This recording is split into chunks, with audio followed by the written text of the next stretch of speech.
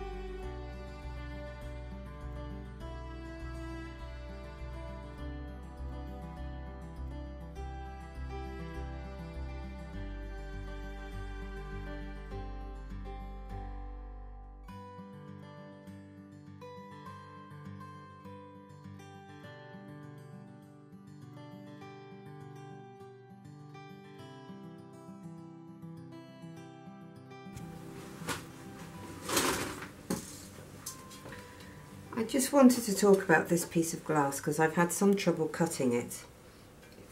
It's mouth blown glass, it's flashed, it's red on blue, and it's thinner at this side and it's really quite thick at this side, and it has a bow to it, so it doesn't sit flat when I cut it.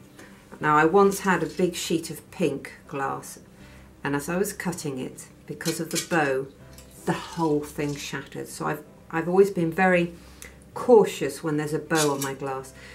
The trouble is, because it's quite thick on one side, you have to put a lot of pressure on, and I maybe sometimes haven't put enough pressure on because I've been worried about it shattering. So this side easy to cut, this side hard to cut, and then with a bow. So yeah, I just wanted to say some of the problems you can encounter with mouth blown glass, and this, especially the flashed glass, is really expensive, so you don't want it shattering on you.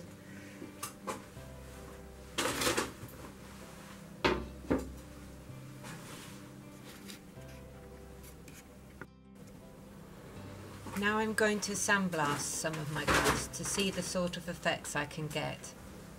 So I'm just using scrap offcuts.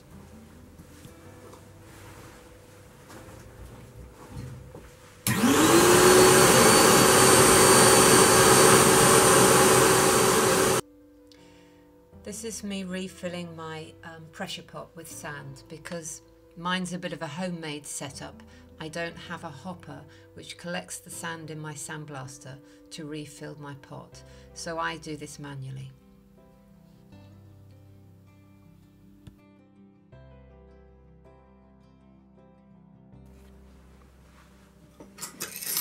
I wanted to show you the results of my sandblasting.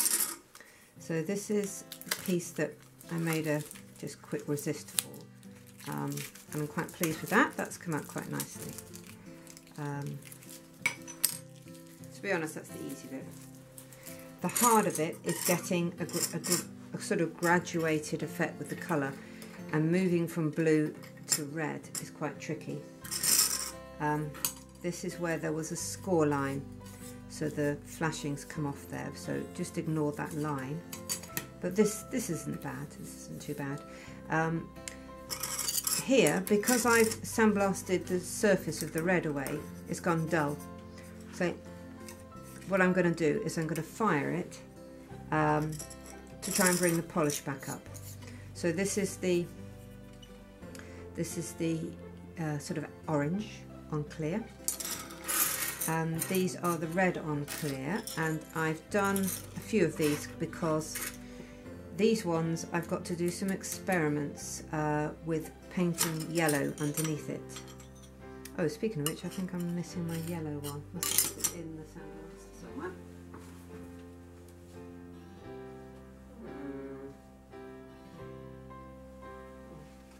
Well, I don't know where the yellow one went. That's very strange. Definitely did a yellow one.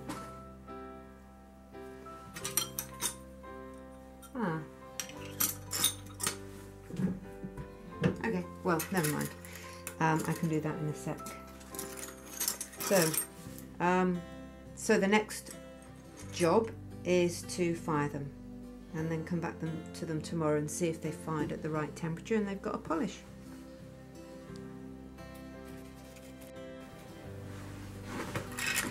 So I hadn't done a yellow one, so I just have. So there's the two colours. So hopefully you can see how they are going to relate.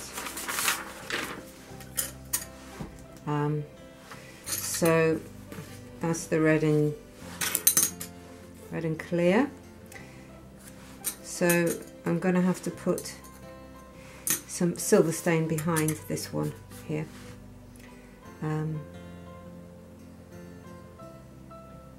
Yeah, that should be quite nice. Okay.